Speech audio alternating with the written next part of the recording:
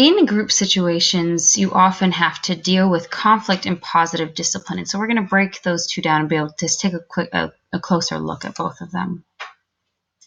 Lots of conflict begins with decision making. And in a group, it's complicated making a decision. You've got a lot of different people with different backgrounds and different perspectives, different opinions coming together to make a decision. And that can prove to be very difficult to come to a decision. The way you choose then to come to that decision can affect that as well. How you choose to make it happen is going to affect the cohesiveness of the group, the harmony, and the effectiveness of the group as well.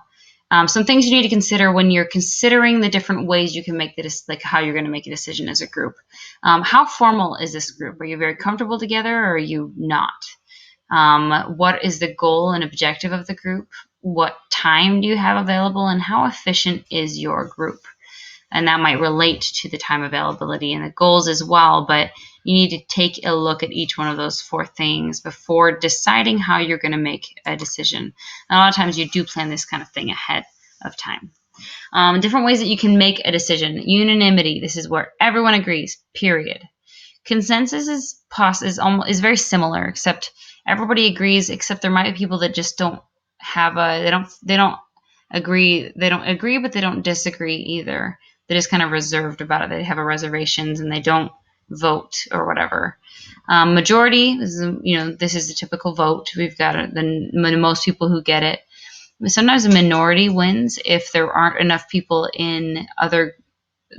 together on one other thing. So let's say 48% of people agree on something, but then you've got 32 and then 21 or whatever. I didn't do the math there, so I have no idea if it worked out.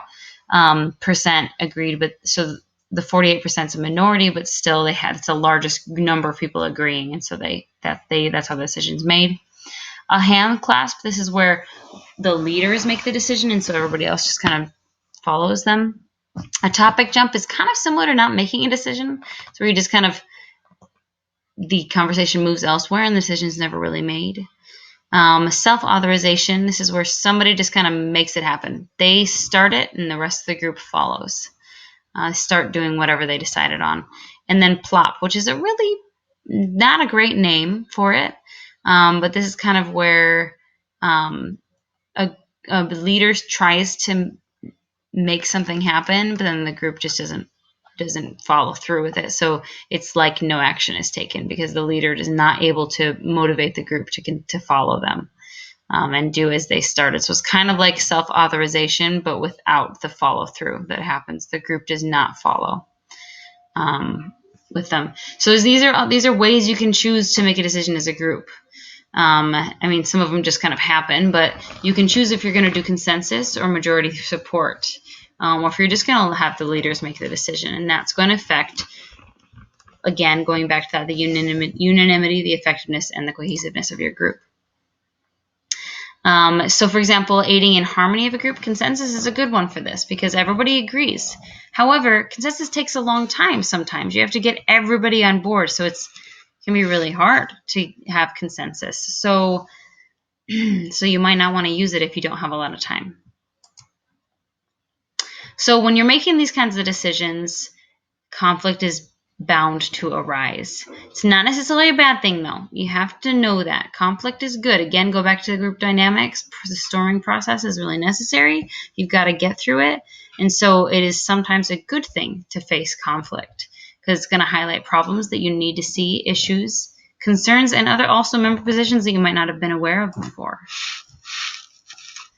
Different people handle conflict in different ways. It's good to know these so that you can kind of be able to identify different people's ways of dealing with conflict and then therefore know how to work with them.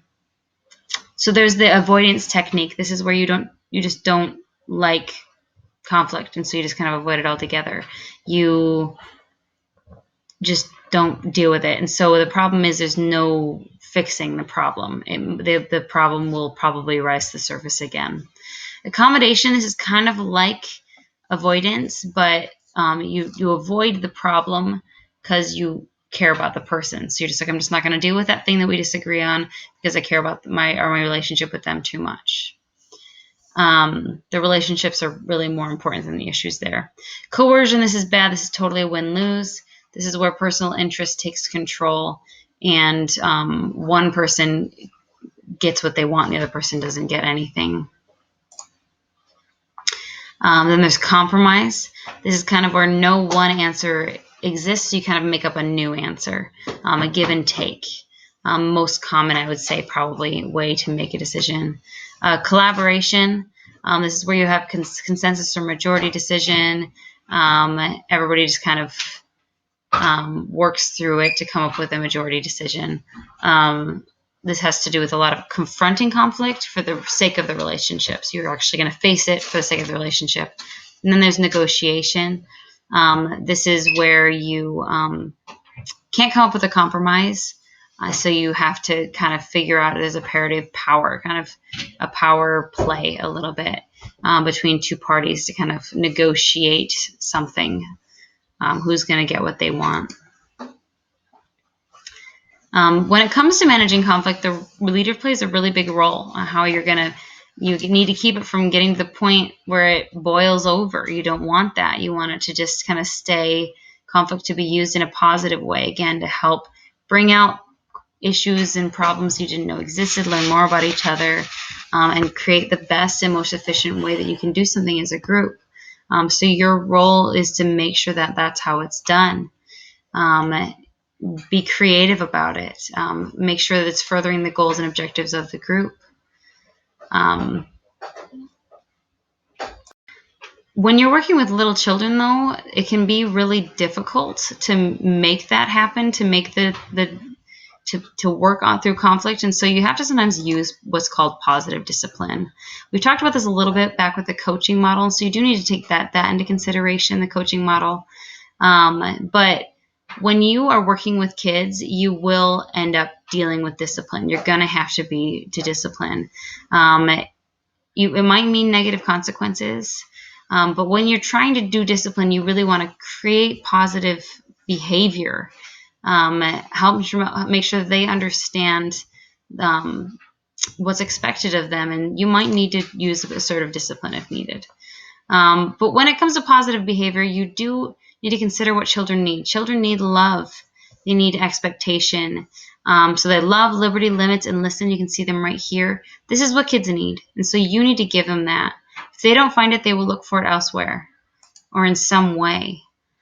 So one way you can do that is to prevent problems is to create a physical environment that's going to prevent problems. Psychological environment, the open, welcoming environment, program that you make, the leadership that's there, the expectations.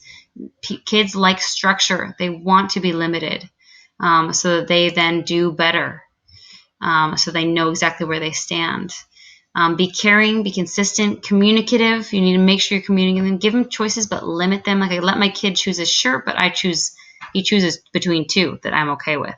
And the consequences need to be clear. Laser beams referring to the consequences because it needs to match the crime. Discipline techniques. This kind of goes back to the coaching model again. Focus on the behavior, not the child. Like not you're a bad kid, but you're making bad choices. Be more strict at first so that you can back away. It's harder to be fun and then suddenly be the serious person. Be able to be fun and discipline. Be the serious person when you need to be. Let the kids talk. Make sure they're expressing themselves. Be mindful of the messages that you're sending, the games that you're playing. Positive peer pressure. Well, hey, we're all having fun here. Let's have fun. Pick the leader of the week. Weekly checking in with the kids. Kids like to be checked in on. You can also use a reward system. Every reward systems work.